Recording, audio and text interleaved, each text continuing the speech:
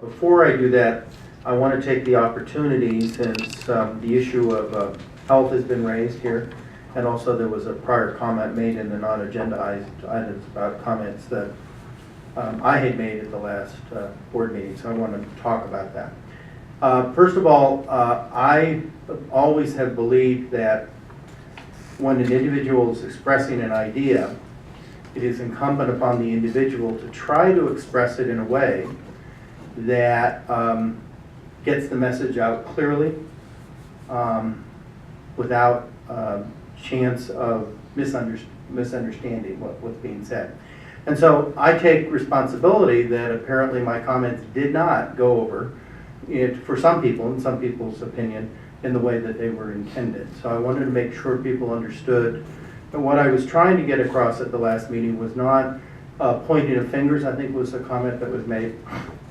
I wasn't pointing fingers, I wasn't placing blame. It was a heartfelt request that we as a district, and that our schools and our health instructors and our counselors look to see what we could do to ensure that what happened, the tragedy that happened a few weeks ago, we try to prevent it from happening again.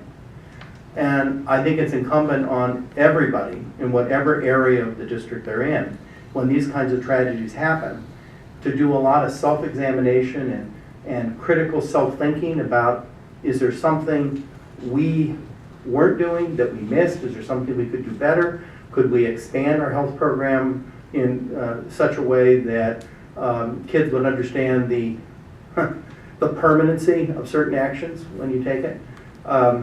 It wasn't intended to be pointing fingers at anybody, because I don't think anybody is ultimately to blame. It was a belief that I have that we need to do as an educational institution everything possible to ensure that every child is protected to the best of our ability.